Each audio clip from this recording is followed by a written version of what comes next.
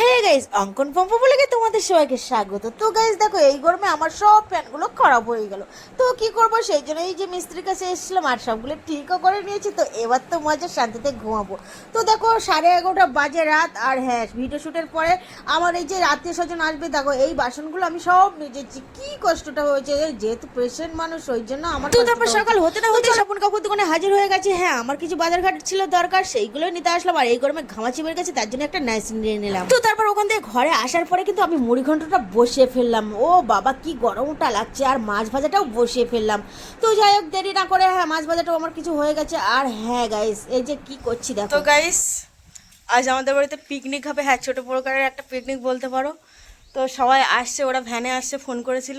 তো আমি দেখো দাউলের মতো এখানে এই রেডি করছি এগুলো। এখানেই রান্না বান্না হবে, এখানেই খাওয়া দাওয়া হবে, কেননা ওই সাইডের ঘরটা খুব গরম, সেই জন্য। তো চলো, এই যে এক এক করে আনা শুরু করেছি। তো আমি এপাশের ঘরে বইতে বইতে সব এক এক করে রাখছিলাম। আর হঠাৎ করে রাস্তার দিকে তাকিয়ে থেকে, ওরে বাবা, ওরা তো সবাই এসে গেছে। ওই যে এক ভ্যান করছিল, এ কারা?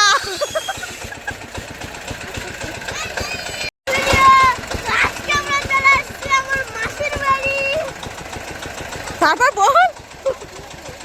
তো আজকে বলো কিছু।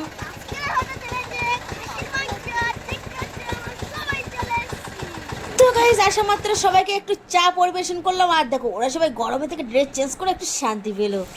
তো গাইস, এই যে স্নান করে বেরিয়ে পড়েছি খাসির উদ্দেশ্যে। খাসি কিনবো। তো গাইস, যেহেতু 15-20 জন বাড়িতে আছে, তো সেই জন্য খাসি কিনতে যাচ্ছি। তো চলো একবার দেখা যাক খাসি স্পটে।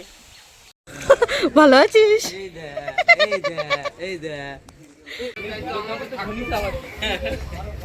কি গো, কি করতো? কি করতো? ভালো আছো? আগের বার তোমরা কি ভাবছো? হ্যাঁ, দিদির মুখে হঠাৎ করে কি ভাষায় কথা শুনলে? তো গাইস, এটা হচ্ছে আমাদের সুন্দরবনের গাঁয়া ভাষা। ইয়েস।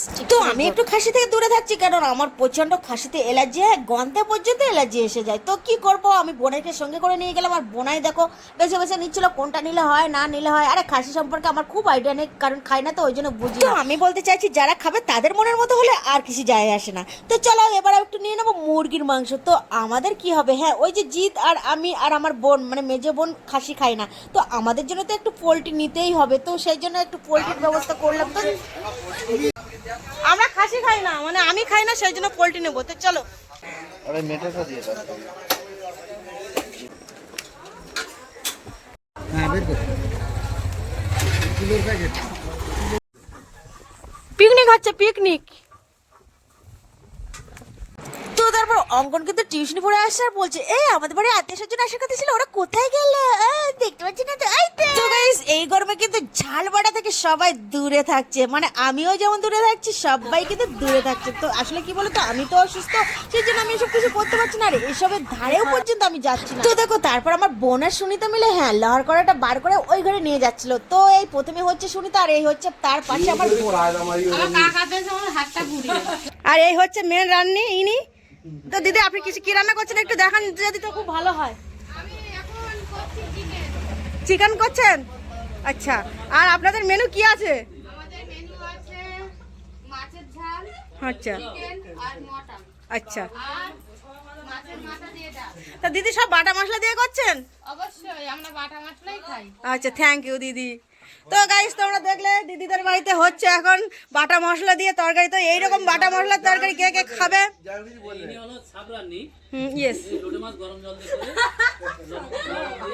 কি কি কি কি কি কি উনি কি? নেহেড়ো মাছ, লোটে মাছ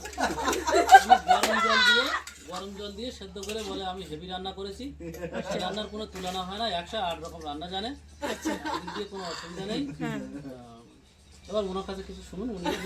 আচ্ছা ঠিক আছে দাদা, সে তো বুঝলাম। এখন আমরা এসে অঙ্গনবাড়ি ব্লক থেকে। তো আপনি এখন এই 11টার সময় নিমের দাঁতন নিয়ে কি করছেন? সময় পাইনি, প্রচন্ড কাজের চাপ ছিল।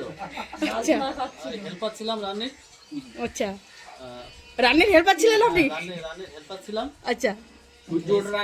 এই সাব রান্নি যা করেছে, হেল্পারেরও মান সম্মান নষ্ট। আচ্ছা। লোটে মাছ অপূর্ব রান্না, অপূর্ব রান্না, গরম জল দিয়ে ফুটিয়ে হেভি রান্না, সেই স্বাদ। মনে হয় লোটে মাছ আপনার খাবে। আচ্ছা গাইস, আপনারা দেখতে পাচ্ছেন এই চিকেনটা এত কষ্ট করে উনুনের পাশে বসে রান্না করলেন ওই দিদিটা। এখন সবাই পাবলিক বলছে যে এটা কি দেশি সস্তা রান্না। তো আপনারাই বলুন এটা সস্তা রান্না কখনো হতে পারে? রান্না হলো রান্না হলো না তো কি, কত সুন্দর কালার হয়েছে, এর থেকে আবার কি কালার হবে? না না খুব ভালো, ঘরোয়া খুব পাকের রান্না। ঘরোয়া পদ্ধতিতে আমার কাছে বেস্ট। তো চলো এবার একটু খেয়ে টেস্ট করে দেখা যাক।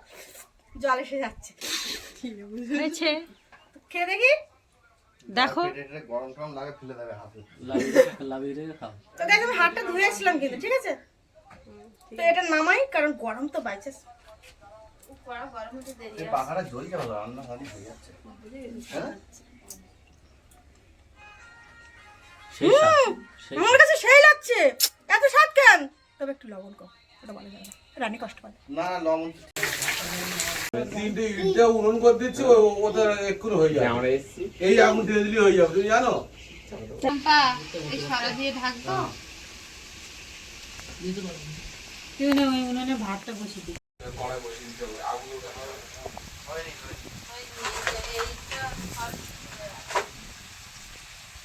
কতজনে বলছে, বয়স্ক মানুষ বলছে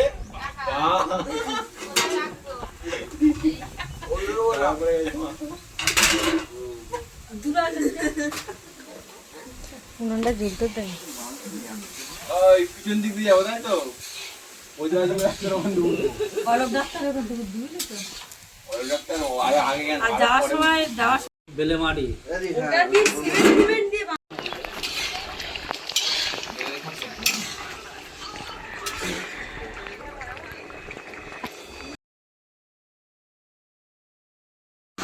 তুমি এসে করো। তো এই যে দেখতে পাচ্ছ দিদি মাটন কারিটা খুলেছে, তো দেখো লোহার কড়াই রান্না গাইস। তো ওয়াও, জাস্ট সাধারণ মানে কি ভাষায় বলে দেবো ওয়াও। তো খাসি খাই না, মাটন খাই না, তো কি হবে? এই করে সব মারির দরকারে তুমি কত আমার রাগ হয় গালি। জীবনে পুলিশ করা বলছি।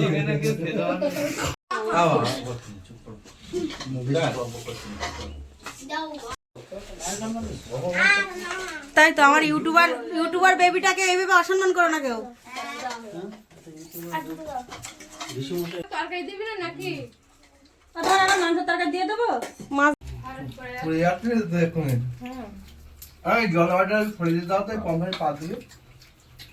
গাইস এত কিছু মানে রান্নার দায়িত্বে ছিলেন এই দিদি, হেভি রান্না করে।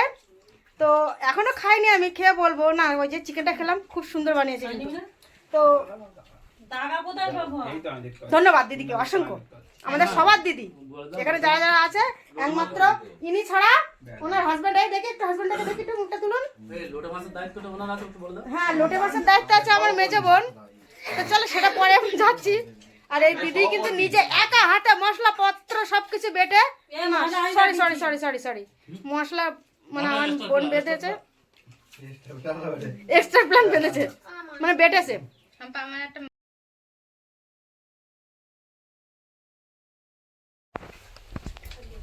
এদিক দাও।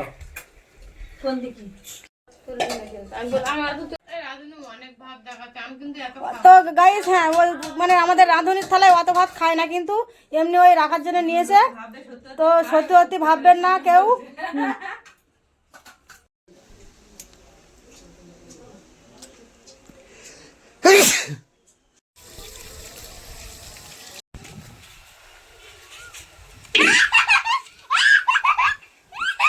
তো কুনাল, মিমির চ্যানেলটাকে সম্পর্কে কিছু একটু বলো। তো আমার মাসির চ্যানেল সবাই লাইক করো, সাবস্ক্রাইব করো, ভালো করে ভিডিও দেখো, চ্যানেলটা সাবস্ক্রাইব করে দিও। তো এইটুকুনি বলার ছিল। Thank you. ওয়েলকাম, টাটা, বাই বাই। কুনাল কি খাচ্ছে? চাউমিন খাচ্ছে নাকি দুই ভাই? হ্যাঁ, জানো মিমি, হুম। আমার বাবা আমাকে এই জন্মে প্রচুর খাইয়ে দিয়েছে। ভাগ্য করে আমি একটা বাবা পেয়েছি, জানো? কি ভাগ্য করে বাবা পেয়েছো? হ্যাঁ কি বলছো? হ্যাঁ, এই জন্মে আমার খাইয়ে দিয়েছে। কি অবস্থা, কি অবস্থা ওদের। কি বলে বলে আমি ভাগ্য করে বাবা পেয়েছি, এ জন্মে নাকি আমার পুষিয়ে খাইয়ে দিয়েছে। কেন বলো তো, আগের জন্মে যেখানে ছিল সেখানে কিছু খেতে পারি। ও ঠিক বলেছো, আগের জন্মে যেখানে ছিল সেখানে কিছু খেতে পারোনি। সত্যি বলছি, আগের জন্ম কুকুর ছিল। কুকুর? তাহলে ভাগ্য করে একটা বাবা পেয়েছো। হ্যাঁ, কি করে দিয়েছে তোমার? কি পুষিয়ে সব খাইয়ে দিয়েছে? জন্মের মতো খাবিয়ে দিয়েছে। পুষিয়ে জন্ম তো guys, দিয়েছে দুপুরবেলা থানচাপটা বাবা। খেতে ভুলে গেছি, সেই জন্য রাতে খাওয়ার পরে সবাই মিলে একটু থানচাপ খাবো। তো আর তোমরা দেরি কেন, সাবস্ক্রাইবটা করো প্লিজ।